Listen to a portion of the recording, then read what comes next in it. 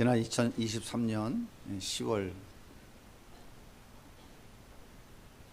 하마스의 무장대원들이 이스라엘 향해서 불과 30분 만에 5,000발의 미사일을 쏟아부었습니다. 그리고 국경 철책을 넘어와서 230명의 인질을 붙잡아 갔어요. 막대한 피해를 입고 분노한 이스라엘이 가자지구를 폐허로 만들어 버렸고 지하 땅굴을 폭파해서 하마스 대원들을 철저하게 응징하고 있습니다. 지금도 그 싸움은 진행되고 있죠. 유엔이 휴전 중재에 나섰지만 이스라엘은 단호하게 거절했어요. 오히려 시리아에 있는 이란 영사관을 폭격해서 더 이상 무기를 지원하지 말라고 강력한 경고를 보냈습니다. 이란도 가만히 있지 않았어요. 보복을 선언하고 공격 준비를 하고 있습니다. 오늘 아침 뉴스에 보니까 이란에서 발사한 드론과 미사일이 이스라엘 향해서 날아가고 있다고 합니다. 조금 있으면 소식이 또 오겠죠. 5차 중동 전쟁을 우려한 미국이 적극 중재에 나섰지만 이스라엘은 오히려 더 큰 소리를 칩니다. 도대체 우리나라 강원도 정도의 땅밖에 안 되는 작은 나라가 도대체 이렇게 큰 소리를 치면서 계속해서 공격을 멈추지 않는 이유가 뭘까요?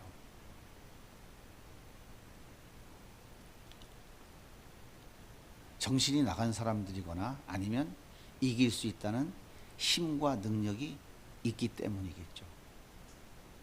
동현 형제가 서한 형제에게 형, 나한테 왜 자꾸 심부름 시켜?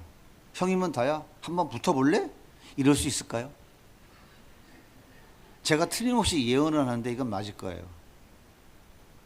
아마 절대로 그런 일은 없을 것 같습니다. 왜 그럴까요? 이길 힘이 없거든요.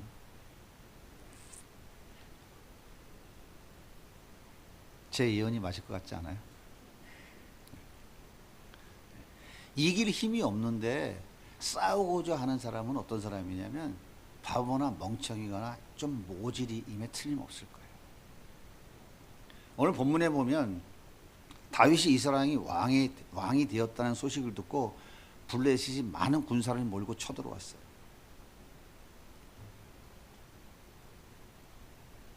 얼마나 많은 군사들을 몰고 왔는지 르바임 골짜기에 가득했다고 성경은 기록하고 있어요. 르바임 골짜기는 예루살렘 성 남서쪽에 위치하고 있어요. 폭이 3km, 길이가 약 5km 정도 되는 광야 지역입니다. 이 넓은 땅에 블레셋 군사들이 가득 몰려왔으니까 도대체 얼마나 많은 군사들이 몰려온 거예요. 반면에 이스라엘은 사울이 블레셋과의 전투에서 패하면서 군사력이 완전히 무너져 버렸어요. 완전히 파괴됐어요. 아들 이스보셋이 왕위에 올랐지만 계속되는 반역으로 인해서 국가의 기강이 완전히 무너지고 말았어요. 백성들은 춥고 배고팠고 언제 또다시 전쟁이 터질지 모르는 공포와 두려움 속에 살아가고 있었습니다. 이런 상황에서 다윗이 이스라엘의 왕이 되었다고 하지만 다윗이 블레셋과의 전쟁에서 이길 확률은 없습니다. 질 확률은 100%예요. 자, 블레셋이 걸어온 이 싸움에서 지게 되면 다윗은 죽어야 돼요. 그리고 이스라엘 나라는 완전히 망해야 됩니다. 정말 엄청난 싸움이 지금 벌어진 거예요. 하나님이 창조한 에덴 동산에서 행복한 삶을 살아가고 있는 인간에게 사단이 뱀을 통해서 싸움을 걸어왔어요. 이 싸움은 보통 싸움이 아닙니다. 이 싸움에서 지면 에덴 동산에서 쫓겨나야 되고요. 하나님과의 관계가 단절되어져서 하나님이 예배해 놓으신 하늘의 보좌를 잃어버리는 엄청난 싸움입니다. 이 싸움을 걸어온 거예요. 하나님께서 아담에게 이렇게 말씀하셨어요. 창세기 2장 16절입니다. 하나님이 여호와 하나님이 그 사람에게 명하여 이르시되 동산 각종 나무 열매는 내가 임의로 먹되 선악을 알게 하는 나무 열매는 먹지 말라. 내가 먹는 날에는 반드시 죽으리라 하시니라. 세 가지를 말씀하셨죠. 동산의 모든 나무의 실과는 임의대로 먹어라. 두 번째, 선악을 알게 하는 나무의 실과는 먹지 말라. 세 번째, 반드시 죽는다. 하나님 이렇게 말씀하셨어요. 그런데 사단이 이렇게 물어봅니다. 동산 모든 나무의 열매를 먹지 말라 하더냐? 임의대로 먹으라고 그랬는데 말을 살짝 틀어가지고 모든 나무의 열매를 먹지 말라 하시더냐? 이렇게 물어요. 하와가 뭐라고 얘기하냐면 이렇게 대답합니다. 먹지도 말고 만지지도 말라. 하나 더 갖다 붙였어요. 하나님이 말씀하셨는데 그 말씀이 지금 살짝 변질되어져 가고 있는 것이죠. 그러자 사단이 뭐라고 얘기를 하냐면 먹어도 죽지 않는다. 하나님은 정령 반드시 죽는다고 했는데 하와가 하나님 말씀을 살짝 틀어버리니까, 뱀의 미혹에 넘어져서 틀어버리니까 이제 사단이 죽지 않는다는, 하나님 정령 죽으리라는 말씀도 사단이가 안 죽는다 하니까 그 말에 마음이 빼앗겨 버렸어요. 자, 정령 죽지 않는다는 사단의 말을 들은 하와는 선악과를 보는 순간 어제와 달랐어요. 선악과가 너무 탐스러웠어요. 보암직했어요. 먹음직스러웠어요. 하와는 얼마나 고민이 됐을까요? 따먹으면 죽지 않는다는데, 따먹으면 하나님같이 된다는데, 따먹어야 될까? 따먹지 말아야 될까? 고민을 많이 했을까요? 안 했을까요? 많이 했겠죠. 하와는 선악과 따먹지 말라고 하신 하나님의 말씀을 거부했습니다. 불순종했어요. 그리고 하와는 선악과를 따먹고 아담에게도 갖다 주어서 함께 먹었습니다. 아담과 하와는 사단과의 싸움에서 졌어요. 사단을 이길 힘이 없어서 졌습니다. 그렇다면 아담이 사단을 이길 힘은 어디서 나올까요? 어디서 나오죠? 순종에서 나오는 거예요.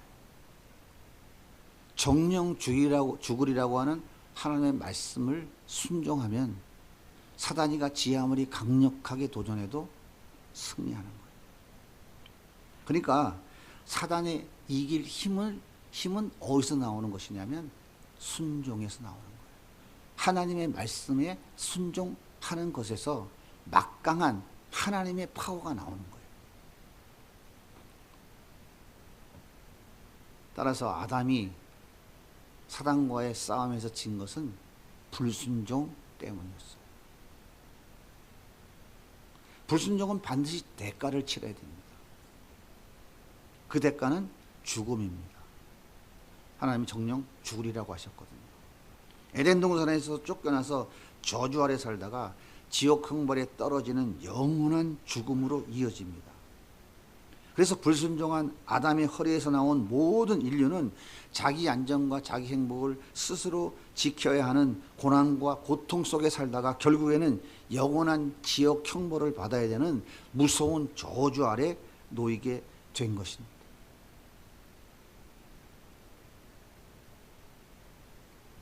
그렇다면 이 강력한 힘과 싸워서 이기려면 어떻게 해야 될까요? 다윗은 지금 그 강력한 브레셋이 싸움을 걸어왔잖아요. 이길 힘이 없잖아요. 승리 확률 0%, 질 확률 100%. 그럼에도 불구하고 다시 다윗은 그 막강한 힘 앞에서 해야 될 일이 무엇일까요? 먼저 적에 대해서 정보를 수집해야 되지 않을까요? 르바임 골짜기 직결에 있는 적의 병력은 얼마나 되는지, 적들이 몰고 온 병거는 얼마나 되는지, 적들은 어떤 공격 형태를 갖추고 있는지, 저들과 싸워 이기려면 어떤 전략과 전술을 세워야 하는지 이거 당연히 해야 되지 않습니까? 그런데 다윗은 엉뚱한 짓을 하고 있어요. 오늘 말씀 19절을 보십시오. 우리 같이 읽어볼까요? 다윗이 여호와께 여쭈어 이르되 내가 브레셋 사람에게로 올라가리이까 그들을 내 손에 넘기시겠나이까 하니 여호와여 블레셋이 지금 르바임 골짜기에 엄청난 군사력을 집결했습니다. 우리는 저들과 싸워 이길 힘이 없습니다. 어떻게 해야 됩니까? 가르쳐 주세요. 다윗이 제일 먼저 한 것은 하나님 앞에 물어보는 것이었어요. 왜 물어봐야 되죠? 블레셋의 막강한 군사력을 이길 힘이 없잖아요. 힘은 어디서 나온다고요? 순종에서 나온다고요. 그러니까 하나님께 물어보는 거예요. 하나님 어떻게 하면 좋겠습니까? 하나님의 대답은 뭐냐면 올라가라는 거예요. 올라가라. 이 올라가라고 하는 것은 르바임 골짜기로 내려가서 적들과 대회전을 하라는 거예요. 대회전. 여러분 대회전이 뭔지 아시죠? 저도 전에는 몰랐는데 고려 거란 드라마를 보고 알았어요. 아, 대회전이 이런 거구나. 아, 강감찬이 대회전 귀주에서 대회전을 해가지고 거란 10만 군을 완전히 섬멸해 버렸잖아요. 그래서 대회전이라는 것은 뭐냐면 대규모 병력이 한 장소에 집결해서 서로 맞붙어 싸우는 거예요. 그러니까 이스라엘의 모든 군사력과 블레셋의 모든 군사력이 한 장소에서 정면으로 맞붙어 싸우는 거예요. 그러니까 이 대회전은 어느 한쪽이 다 죽어야 끝나는 전쟁이에요. 완전 끝장을 보는 전쟁입니다. 여러분 생각해 보세요. 군사력이 열세인 이스라엘이 막강한 힘을 가진 블레셋과 대회전을 벌이는 것이 맞습니까? 안 맞은 것 같아요. 천혜의 요새인 예루살렘 성 안에서 수성전을 벌이는 것이 맞지 않겠습니까? 성을 공격하려면 적어도 성을 지키는 자들의 군사력의 5배는 가져야 성을 공격할 수 있어요. 그렇다면 다윗은 대회전이 아니라 수성전을 선택해야 맞지 않겠습니까? 다윗은 고민하는 거예요. 하나님 말씀에 순종해서 정면 승부, 대회전을 벌일 것인가? 아니면 하나님 말씀에 불순종하여 이길 가능성이 있는, 지켜낼 수 있는 수송전을 할 것인지 결정해야 돼요. 다윗은 어떤 결정을 내렸을까요? 오늘 말씀 20절의 성경은 이렇게 말씀하십니다. 다윗이 바알보라심에 이르러 거기서 그들을 치고, 다윗은 하나님 말씀에 순종해서 대회전을 선택했어요. 맞붙었어요. 군사력으로 비교해보면 이스라엘은 이길 수 없어요. 절대 이길 수 없어요. 하지만 다윗은 하나님 말씀에 순종했어요. 성경은 이렇게 말씀하십니다. 다윗이 바알 보라심에 이르러 거기서 그들을 치고 다윗이 말하되 여호와께서 물을 흩은같이 내 앞에서 내 대적을 흩으셨다 하므로 그것의 이름을 바알 보라심이라 부르니라. 여호와께서 블레셋 군사를 물을 흩은같이 흩어버리셨대요. 여호와께서. 다윗의 고백을 보세요. 하나님의 말씀에 순종해서 자기가 지은 칼들로 나갔는데 누가 싸웠다는 거예요? 여호와께서 하셨다잖아요. 여호와께서. 여호와께서. 하나님이 직접 나서서 블레셋 군대와 싸우신 겁니다. 여러분, 하나님을 이길 군대가 있겠습니까? 물을 흩어버린 것 같이 블레셋 군사를 다 쓸어버리는 것은 지극히 당연한 것 아니겠습니까? 자, 보세요. 지섭이가 튜브에 들어가서 물장난을 텅벙텅벙 친단 말이에요. 그러면 그 튜브에 받아놓은 물이 이런 땅꼬마가 들어와서 물텀벙을 치네? 하고 물이 딱 버티고 가만히 있습니까? 이해가 안 돼요?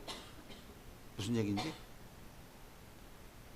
지서배가 텅벙텅벙 하면 물은요 그냥 흩어져요. 다 거기서.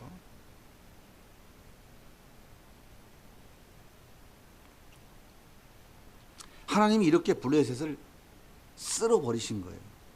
그래서 다윗이 그곳의 이름을 바알브라심이다 이렇게 이름을 지었습니다. 바알브라심이라는 말은요 바알과 페라침이라는 단어의 합성어예요. 바알은 우리가 잘 알고 있는 가나안의 신을 나타내는 고유명사입니다. 이것은 로드라고 하는 주라고 하는 뜻을 가진 거예요. 주. 페라침이라는 단어는 해치고 나아가다 돌파하다라는 뜻인 거예요. 그래서 바알브라심은 무슨 말이냐면 여호와께서 바알을 섬기는 블레셋 군대를 물을 흩어버리듯이 돌파해버렸다라는 의미를 가진 거예요. 다윗이 이렇게 의미를 부여한 거예요. 바알브라심. 블레셋이 이스라엘의 싸움을 걸어온 것은 사단의 강력한 군사들이 하나님의 군사들에게 싸움을 걸어온 것입니다. 그런데 이 전쟁은요 모든 것을 다 잃느냐 모든 것을 다 얻느냐 하는 대회전이에요. 강감찬이 귀드 대첩에서 거란의 10만 병사들을 완전히 다 섬멸한 것과 같은 그런 전쟁인 거예요. 이 대회전에서 승리할 수 있는 유일한 방법, 절대적인 방법은 하나님 말씀에 순종하는 것입니다. 군사력이 많고 적음의 문제가 아니에요.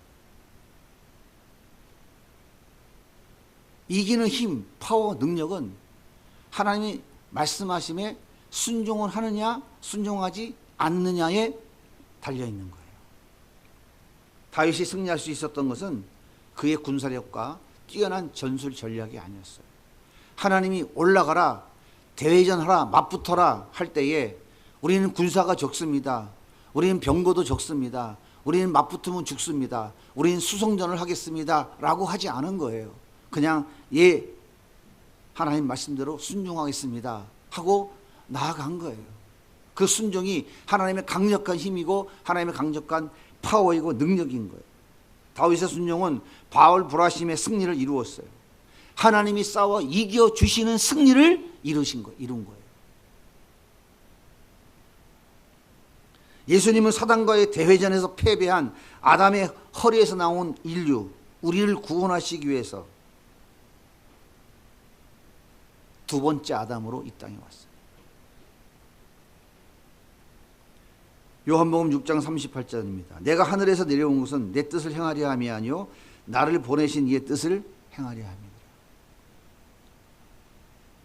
예수님은 33년 동안 사시면서 철저하게 하나님의 뜻을 이루기 위해 순종하셨어요. 얼마나 철저하게 순종하셨냐면 순종이 나의 양식이라고 말씀하십니다. 그럼 밥 안 먹으면 살아요, 죽어요? 삽니까, 죽습니까? 죽어야죠. 예수님이 사시는 방법은 뭐냐면 아버지의 뜻에 철저히 순종하는 거예요.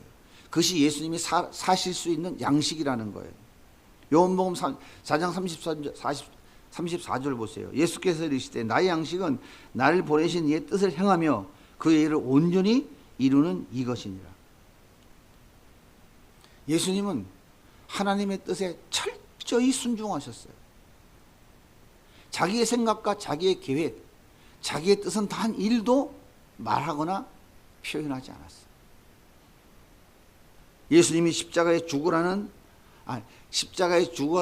하나님의 말씀까지 순종하셨어요. 빌립보서 2장 6절입니다. 그는 근본 하나님의 본체시나 하나님과 동등됨을 취할 것을 여기지 아니하시고 사람의 모형으로 나타나 자기를 낮추시고 죽기까지 복종하셨으니 순종도 아니에요. 복종이에요. 철저하게 말씀에 순종했다는 거예요. 곧 십자가에 죽으십니다. 십자가에 죽기까지 하나님 말씀에 온전히 순종하신 예수님은 사단과의 대회전에서 완전한 승리를 거두셨습니다. 그리고 사단과의 대회전에 완전히 패배한 첫 번째 아담의 허리에서 나온 우리를 살리셨어요. 예수님의 그 순종이 있었기에 우리는 살아난 거예요. 예수님의 그 순종이 능력입니다. 그 능력으로 사단의 세력을 괴멸하고 승리하셔서 그 승리를 우리에게 전부 전가해 주신 거예요. 그래서 영원한 저주 가운데, 죽음 가운데 살아야 될 우리들, 나의 안정과 나의 행복을 나의 스스로 책임지려고 고난과 고통 속에 허우적거리며 살다가 영원한 지역 형벌 속에 저주 아래 살아가야 될 우리들에게 영원한 하나님의 나라를, 하나님의 자녀가 되는 놀라운 복을 우리들에게 값없이 거저 주신 거예요. 어떻게 주셨다고요? 십자가에 죽으라고 하시는 아버지 말씀에 죽기까지 순종하심으로 얻은 그 승리를, 그 바알 불하심의 승리를 우리에게 값없이 그냥 전가시켜 주신 거예요. 그리스도인의 싸움은 혈과 육의 싸움이 아닙니다. 그리스도인의 싸움은 공중의 권세 잡은 사단과의 싸움이에요. 이 치열한 영적 전쟁은 인간의 힘과 능력으로는 절대 이길 수 없습니다. 100번 싸우면 100번 다 지는 싸움이에요. 단 한 번도 이길 수 없습니다. 하지만 하나님 말씀에 순종하면 이깁니다. 다른 방법으로 이길 수 없어요. 왜 그럴까요? 말씀하신 하나님은 질 수 없는 분이십니다. 다윗에게 올라가라, 대회전을 하라 명령하셨는데 다윗이 깨지고 이스라엘이 망하고 다 죽으면 그게 하나님입니까? 그 하나님을 여러분 믿을 수 있겠어요? 그 하나님 말씀에 순종할 수 있겠습니까? 믿어야 될 이유가 없어요. 그러므로 하나님 말씀에 순종하면 바알 불하심의 역사를 하나님께서 이루시는 거예요. 사랑하는 여러분, 우리가 걸어가는 이 광야길에 얼마나 많은 블레셋이 내 앞길을 가로막습니까? 도저히 감당할 수 없는 문제들이 네 앞을 가로막고 나에게 싸움을 걸어올 때가 얼마나 많으냐고요. 이때 우리가 해야 될 일이 무엇입니까? 학연, 혈연, 인맥을 동원하고 내가 가지고 있는 모든 것을, 자산을 다 투자를 하고 나의 군사력, 내가 보충한 모든 것을 다 동원해서 깨부셔 이기는 것입니까? 절대 이길 수 없다니까요.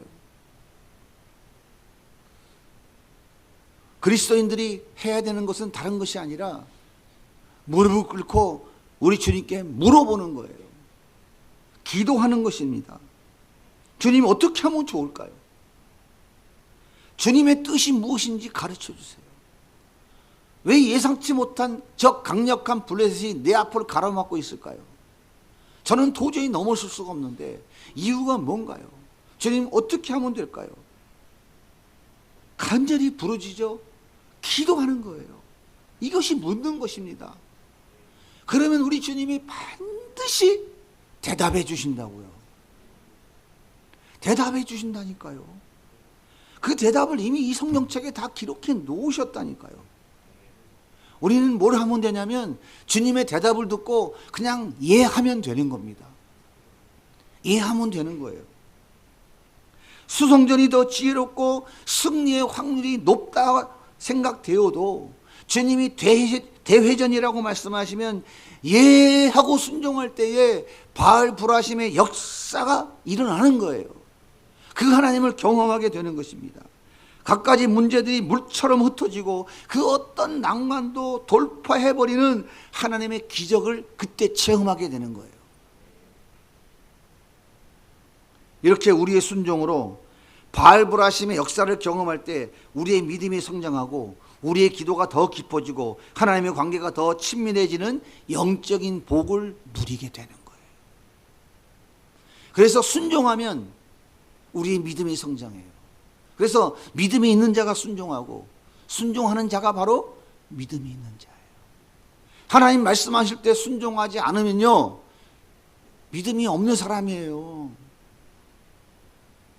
믿음이 있는 사람은 하나님 말씀하실 때 이해하고 순종하신다니까요. 내 눈에 보이는 현실을 바라보고 내가 가지고 있는 주머니에 뭐 이렇게 통장에 잔고 계산하는 게 아니에요. 내가 가지고 있는 힘과 능력을 계산하는 게 아니라고요. 믿음이 있는 사람은 주님이 말씀하시면 그 말씀이 깨달아지면 그 환경과 조건과 여건과 내가 가지고 있는 모든 것들과 상관없이 예하는 거예요. 순종하는 겁니다. 그때에 우리 주님이 역사하셔서 바알 불화심의 놀라운 기적을 보여주시는 거예요. 이 세상에 어떤 문제가 주님을 이길 수 있는 문제가 있겠습니까?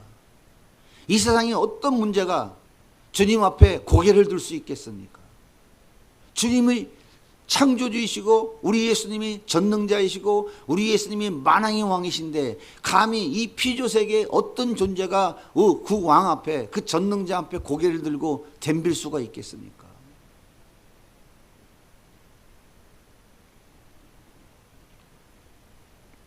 이렇게 우리의 순종으로 바알보라심의 역사를 경험할 때 우리의 믿음이 성장하고 우리의 기도가 더 깊어지고 하나님과의 관계가 더 친밀해지는 영적인 복을 받게 되는 거예요.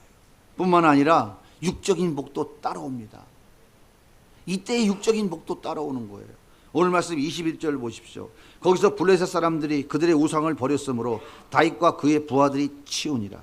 여기 치우니라고 하는 단어는 뭐냐면 빗자루 쓸었다는 얘기하고 가지고 갔다라는 말이에요.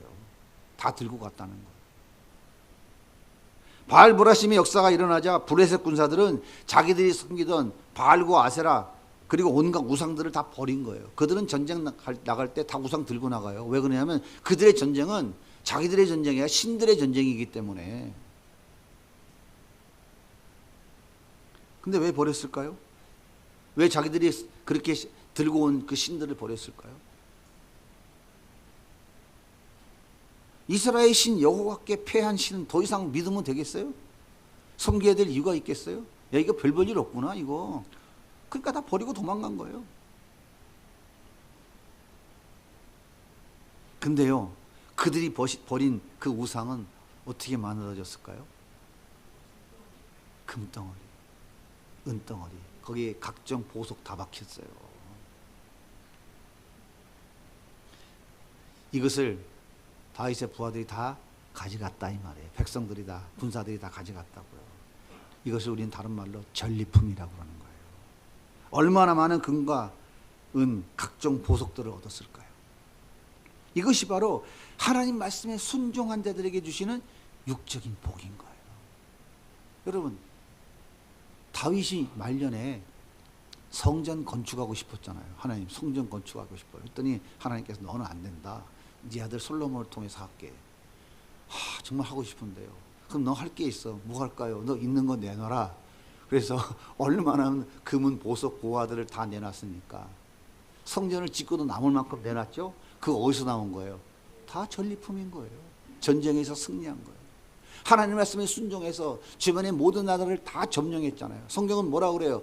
하나님이 어디로 가든지 함께 하셨느니라. 다윗이 다 승리해서 이 전리품 다 갖다 창고에 모아놨다가 주님 거니까 주님께 드릴게요 하고 다 드린 거예요. 다윗이 초가집에서 살아야 거룩한 하나님 백성일까요?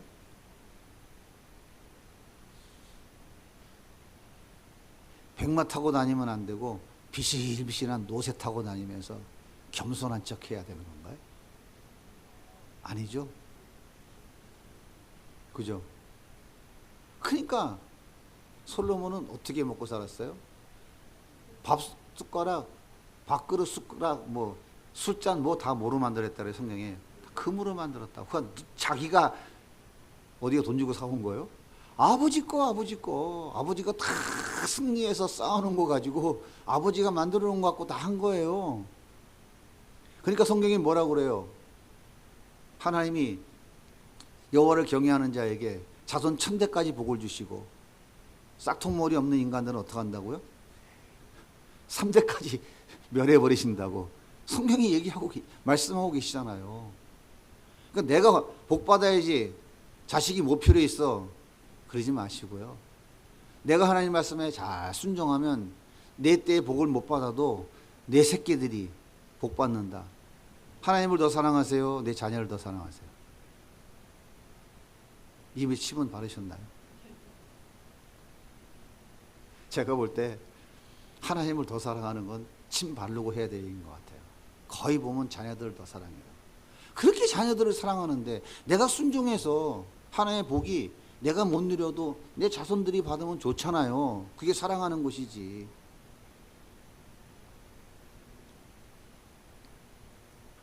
사랑하는 여러분, 어떤 블레셋이 여러분의 앞길을 막고 있나요? 물질의 블레셋, 건강의 블레셋, 자존심의 블레셋, 취업, 진로, 감당할 수 없는 블레셋이 여러분의 인생을 막고 있나요? 그렇다면 우리가 해야 될 일이 있어요. 고민하지 마시고요. 내 인생은 왜 그래? 고민하지 마세요. 나는 흙소자야. 난 가진 게 없어서 그래. 내가 왜 이런 집에 태어났어? 한심해 죽겠네. 나도 저런 집에 좀 태어났으면 잘 됐을 텐데. 이런 엉뚱한 소리 하지 마시고, 여러분 정말 예수를 믿으시는 분이라면 주님께 물어보십시오. 기도하세요. 주님 뜻이 무엇인가요? 주님이 대답해 주실 때까지 물으시면 돼요. 반드시 가르쳐 주십니다. 그리고 대답을 들었으면 내 생각을 버리고 내 계획을 버리고 즉각 버리고 순종하시면 됩니다. 순종하기만 하면 바알 불화심의 역사가 내 삶 가운데 상식처럼 날마다 나타나는 줄 믿습니다. 그러니까 복 받고 사는 게 쉬워요, 어려워요?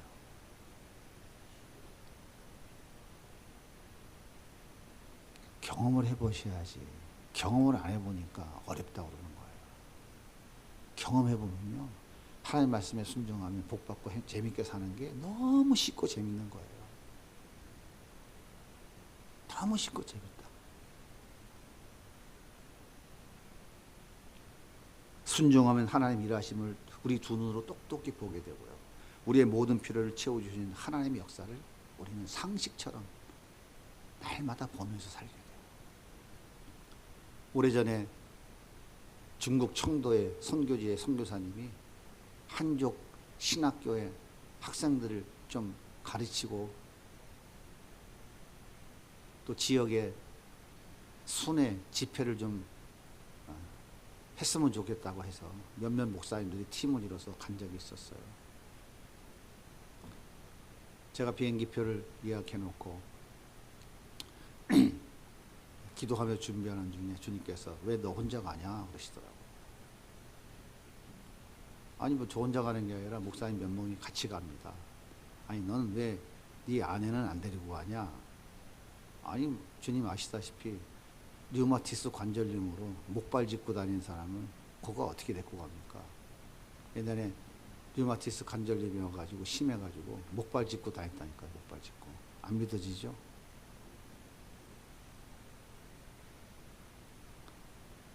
아니 저 혼자 가는 게 아니라 다른 목사님들한테 피해주고 그 선교지에가 뭐 4시간 가갖고 집회 한 번 하고 또 4시간 가 집회 한 번 하고 뭐 또 이렇게 하는 일을 쉽지 않은 일인데 그때 주님께서는 잔소리 하지 말라고 그러셔서 알았습니다 하고 다음날 비행기 한 장을 더 예약했어요. 그리고 약속하는 날 이제 공항으로 갔는데 꼴불견이잖아요. 목발은 집을 수가 없으니까 내비두고 한 손 이제 이렇게 부축을 하고 가방 메고 공항에 갔어요. 목사님들이 다들 깜짝 놀라더라고요. 근데 아무 말도 안 해요. 가라 그럴 수 없잖아요. 공항에서 만났으니까. 중국 갔어요. 갔는데 꼴불견이잖아요. 아 이거 뭐 저렇게 신혼도 아니고 말이야. 붙어가지고 팔을 이렇게 붙이고 하라고 다니니까. 그렇게 해서 이제 하루 일정을 마치고 저녁에 숙소에 들어와서 우리가 이제 나눔을 하는 시간이 됐어요. 한 목사님이 그러시더라고요. 아 목사님 부부는 금실이 참 좋으시네요 그러더라고. 챙일 붙잡고 다니니까. 그래서 제가 그랬어요. 사실은 이만 해서 이래 됐습니다. 그랬더니 아 그러시냐고. 참 감사하다고. 같이 기도하자고. 해서 일주일 동안 다니면서 같이 기도하면서 집회를 다 잘 마치고 돌아왔어요.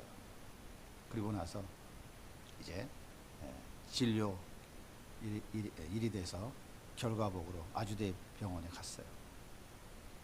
그랬더니 그 담당 교수가 그러더라고요. 피검사 결과를 딱 보더니 깜짝 놀라더라고요. 그래서 굉장히 좋아하더라고요. 아이고 잘 됐다고. 뭐가 잘 됐어요? 염증 수치가 25로 떨어졌대요. 막 100이 항상 넘어가는 염증 수치가 갑자기 25로 떨어졌대요. 그러면서 약을 잘 드셨네요. 그러면서 약을 잘 써서 그런다고 굉장히 되게 좋아하더라고요. 속으로 그랬죠. 당신이 고쳤어? 주님이 고쳤지? 그리고 류마티스 관절염은 현재까지 불치병입니다. 완치라는 게 없어요. 근데 지금 4년째 약 안 먹고 재발 없이 잘 살고 있어요. 1년에 한 번씩 가서 검사만 합니다. 의사들이 그래요. 이상하다. 안 아파요? 아니요. 이상하네. 안 아파요? 안 아파요. 말이 안 되는 것 같지만 말이 안 되는 것을 주님이 말씀하실 때 주님은 그 말 안 되는 말을 순종할 때에 축복해 주시려고 준비하고 계신 거예요. 놀라운 영적인 복과 그리고 나서 그 위에 이어오는 놀라운 육적인 복. 지금도 류마티스 관절염으로 쩔뚝거리고 다녔다면 어떻게 됐겠어요? 발목, 손목 다 오그라졌어요. 류마티스가 얼마나 무서운 병인지 아십니까? 그러니까 건강하게 살잖아요. 고생 안 하고. 통장의 잔고가 100억으로 늘어나고 100억 그만두고 1억도 늘어나 1000만 그것도 그만두고 아무것도 없지만 건강하잖아요. 그러니까 열심히 걸어 다닐 수 있고 신방도 다닐 수 있고 성경 보는데도 지장 없고 어딘지 동행하면서 일할 수 있잖아요. 이것이 복 아닙니까? 에이 그래도 목사님 아파트가 하나 뚝 떨어져야지. 하나님이 주시는 복은 그렇게 각자에 따라서 다 다른 거예요. 주님은 준비해 놓으신 복을 하나없이 부어주시려고 우리가 순종하기를 기다리고 계십니다. 안타까운 마음으로 우리가 순종하기를 기다리신다니까요. 순종하면 하나님의 역사를 볼 수 있습니다. 하나님이 말씀하시면 내 생각, 내 경험, 내 지식, 내 상황 그거 다 내려놓고 예 하고 순종하면 바알 불화심의 역사가 우리 삶 가운데 상식처럼 나타난다니까요. 순종이 하나님의 능력입니다. 순종이 하나님의 힘이고 파워인 거예요. 하나님의 힘과 파워를 인간의 어떤 힘과 능력으로 이길 수 없습니다. 아담과 하와가 사단에게 진 것은 힘이 없어 진 게 아니에요. 하나님 말씀에 불순종했기 때문에 죽은 거예요. 그런데 예수님이 이 땅에 오셔서 순종하심으로 그 불순종을 뒤바꿔 놓으신 거예요. 그래서 불순종은 우리들에게 영원한 잃어버린 생명을 다시 회복시켜 주신 거라고요. 성경은 시작부터 끝까지 하나님 말씀에 순종하는 자들에게 하나님은 살아계심을 보여준다고 약속하고 계신 거예요. 저는 우리 모든 성도님들이 우리 세비전에 속한 모든 성도님들이 하나님의 이 기적을 상식처럼 누리며 살아가는 순종의 사람들 되기를 간절히 소망합니다. 순종하시면 승리합니다. 순종하면 바알 불화심의 역사가 오늘 지금 즉시도 일어납니다. 순종했기 때문에 더 행복 캠프가 올해 9번째 진행돼요. 첫 번째 순종 못했으면 지금까지 바알 불화심의 역사는 없었어요. 코로나 때 순종하지 않았으면 더 행복 교실은 시작되지도 못했어요. 말도 안 되는 것이죠. 도저히 그거는 불가능한 거예요. 여러분들은 어떻게 생각할지 모르지만 그건 도저히 안 되는 거예요. 너무나 많은 사람들이 바보 같은 짓이고 멍청이 같은 짓이고 정신 나갔다고 수없이 많이 욕을 했어요. 하지만 하나님 말씀에 순종할 때 하나님은 말도 안 되는 방법으로 지금까지 바알 불화심의 역사를 우리 앞에 보여주셨습니다. 여러분 이 놀라운 순종할 때 나타나는 하나님의 역사를 지금 보고 계시면서 이 공동체에 머물러 계시지 않습니까? 그렇다면 그 하나님이 주시는 그 영적인 복과 그 육적인 복을 받을 수 있는 방법과 비결이 뭔지를 날마다 보면서 왜 우리는 그것을 못할까요? 이제 다시 하시면 됩니다. 이제부터 더 열심히 하시면 됩니다. 지금까지도 잘 순종해 오셨어요. 이제는 더 철저하게 최선을 다해서 순종의 삶을 살아가시면 한번 따라해 보십시오. 바알 보라심의 역사가 내 것이 됩니다. 할렐루야.